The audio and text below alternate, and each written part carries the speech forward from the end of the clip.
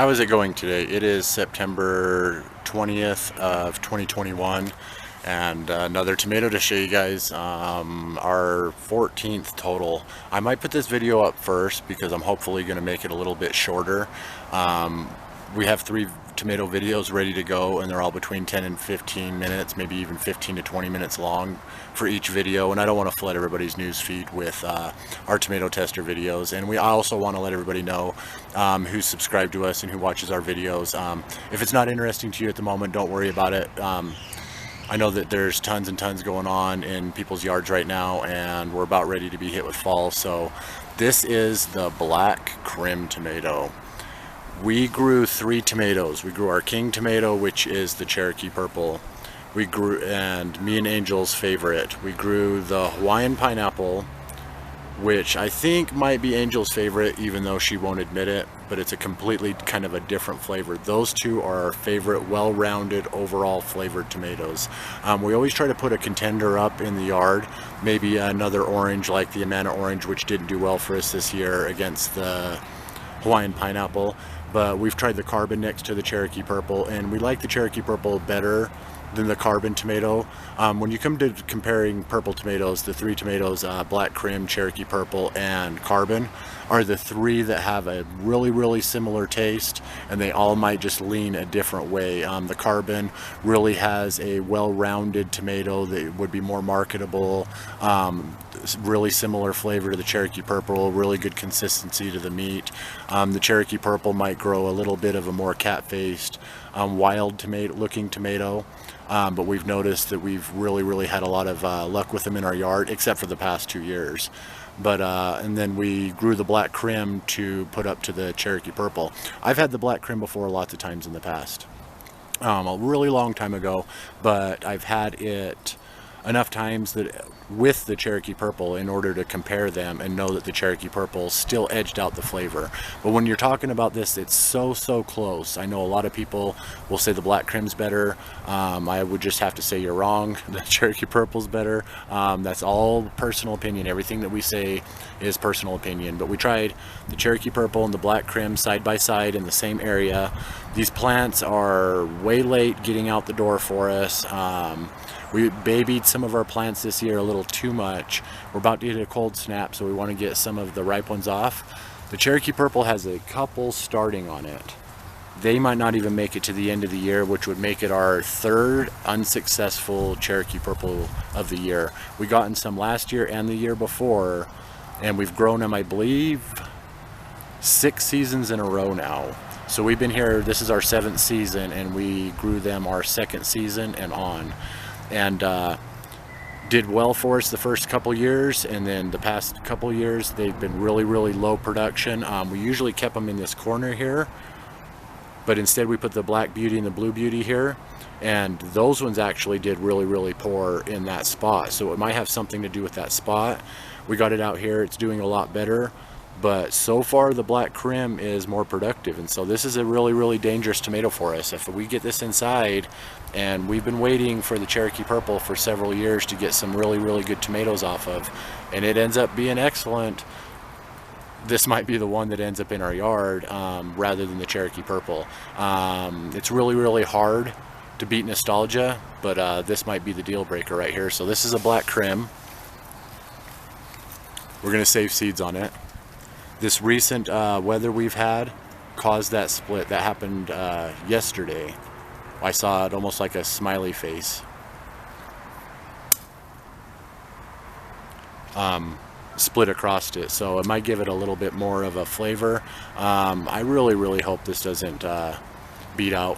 But Angel's never had the Black Krim. Really similar to the Cherokee purple. I doubt this one right here, with the shape that it's in, is going to be one that beats it out for her, but we're going to let her do the taste test on this one. So we'll catch you guys in just a second. This is the Black Krim tomato, September 20th of 2021. Love you guys. Alright, so this is not indicative of what you can get with the Black Krim. The Black Krim really, the plant style is really similar to the Cherokee purple as well as the tomatoes. They really can kind of have some crazy shapes, maybe a little bit of splitting, maybe a little bit of cat facing. They're not prone to disease. They're super resistant plants to disease. They're they're heirlooms, but they're also indeterminate. So those plants will continue to grow and pump out lots and lots and lots of tomatoes. And that's if you have a long season, that can really get you a lot more production. And usually the tomatoes are a lot bigger. I know that we'll save seeds on this just because we want to save seeds from our own yard. But this one's actually feels a little bit overripe, mostly because of the splitting. We had like this crazy rain come in, just like weigh all the plants down, and then like immediately got hot outside again and tried to split us again. But we've dealt with lots of challenges in the yard. It almost looks like a Joker smiley face laughing at me as it gets ready to take over the king spot of the yard. But we'll get to the bottom of this real fast. So I've never tried a Black Krim tomato before. It looks and smells very good. We're going to try to save seeds, so I'm going to try to not eat it. Let's not. Let's just go ahead and eat this tomato. We'll use Sure. it for salsa, yeah. Okay.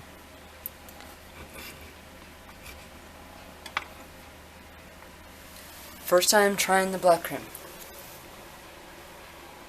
So she's going off of 2 or 3 year old memory of the Cherokee Purple, which in its defense has still beat out the Hawaiian Pineapple. That is a very good flavor. I do like it a lot. Do you think it might be over or under? It's definitely ripe. It might be a little overripe. I did get a little bit of the pucker with it. It has strong flavor. It's a little sweet and tart at the same time. I like it though. I think it's a good tasting tomato. To be honest, I don't know if it beats the Cherokee Purple. It's been actually a few years since we've had an actual Cherokee Purple to ripe, you know, to production and to ripe. So I would really have to try them side by side to make the final decision. But it is definitely a very good tasting tomato and I like it. It doesn't beat the Cherokee Purple though? From my memory, no. But What about the Carbon, which was really close too? this is better than the Carbon to me. This is better flavored than the Carbon? Yeah. Ooh, that's dangerous, scary, because I think the Carbon lays really close to the Purple. Terry, go ahead and hold the camera for a second. One thing I noticed offhand is that it might be just because we have an overripe one. There's not a lot of meat in this. Like I was expecting there to be more meat. When you do grow the tomatoes a lot bigger and a lot better situation. That's why I always want to like temper everybody's resolve on our videos, because this is just a really small opinion from a small family. We're just a couple living in a small town and growing these unique things. So the plants will never ever really quite be what they could be, I think, growing in containers and growing with limited resources and space. But the ones that I have seen in the past from the Black Krim have been a lot bigger and grown a lot better. And I think that I could do a lot better with this tomato after kind of the lessons that I learn every single year from trying them in different spots and, you know, different fertilizers, different kinds of things like that. We just work with what we can. I think a lot of our strength comes from our versatility. It's not necessarily being able to think into the future, because we operate on the law of Pafnamu, which plans are for nerds and magic users. And so we don't want to be nerds or magic users. We just want to wing it, and when the problems arise, we face them right then and there. And versatility is where I think our strength lies. But this one doesn't have a lot of meat, but the meat's really firm, and it has that good texture that I like. Sometimes, if it even being which I can tell this is definitely overripe, and not because it might be why it doesn't have as much meat, but I'm not sure if that's indicative because it's been so long. But it's the texture. I really like the texture of the Carbon, the Cherokee Purple, and this one on it. A lot of times when you press down on that, it becomes mealy or mushy. This almost compresses and becomes almost thicker, if that makes any kind of sense. It's the consistency of the meat that I really like in those 3 types of tomatoes. It's primarily one of the main reasons that I like the Cherokee Purple. When you cut open a Cherokee Purple, it's almost like just these big pieces of tomato meat with this really, really good consistency and that flavor. So even though other flavors of tomato might be just as good as the Cherokee Purple or even better in some scenarios, to me, it's the consistency. It's the well-roundedness of the Cherokee Purple. It grows a little wilder and a tiny bit more productive than the Carbon, but it's not as well-rounded as the Carbon. And the flavors are really, really similar. It grows about as productive and about as strong and about the same type of tomatoes as the Black Krim, but the Black Krim has a slightly different flavor last time I tried it. So we'll try it again and see.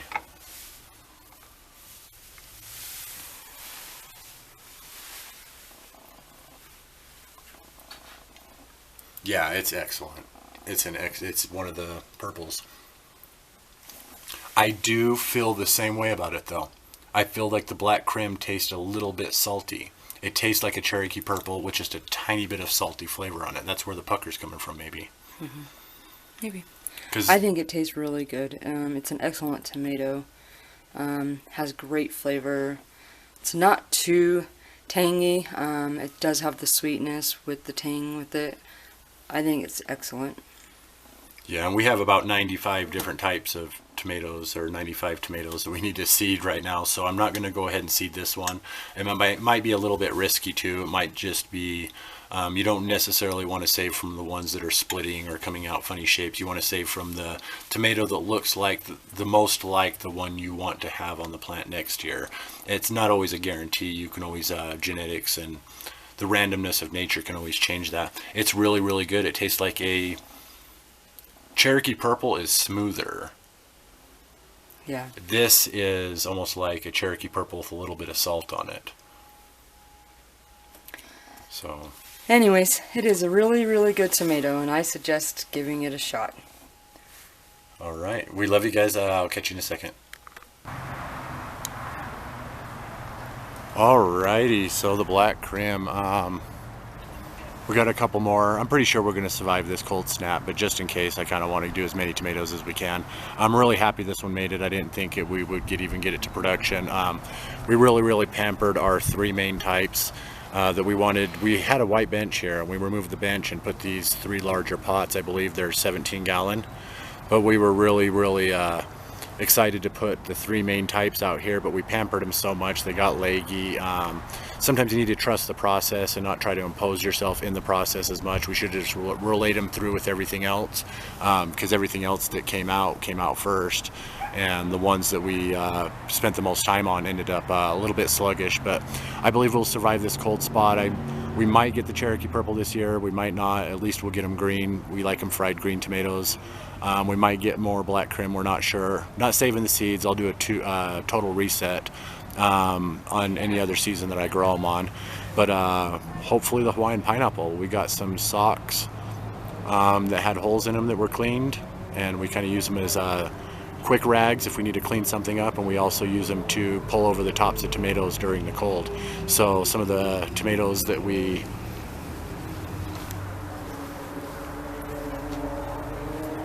have that are really close to ripe but not quite ripe, we've pretty much pulled everything that's ripe off of the vine for the cold snap, and then kind of put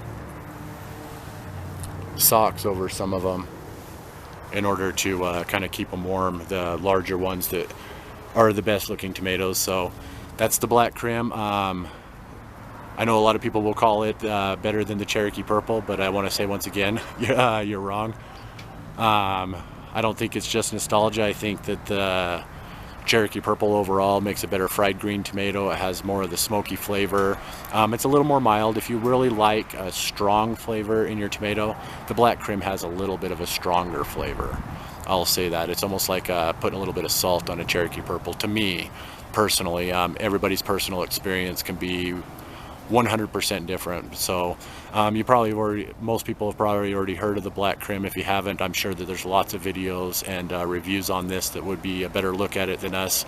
We do these videos for friends and family, and it is UT Angel and Kiddo, and that's the Black Krim. So a dangerous tomato to have in the yard. It is definitely got to be in the top 5 to 10 overall for flavor. In the purple tomatoes, I'm going to put the Cherokee Purple first, the Carbon second, and the Black Krim third. And out of those 3 tomatoes, Angel puts the Cherokee Purple, the Black Krim, and then the Carbon. So I love you guys. If you've tried all 3 of those, or you've tried any 2 of them, let me know down in the comments which one was your favorite. UT Angel and Kiddo, September 20th of 2021, and we'll catch you next time. Love you guys. Thanks for watching. Some really, really, really good stuff.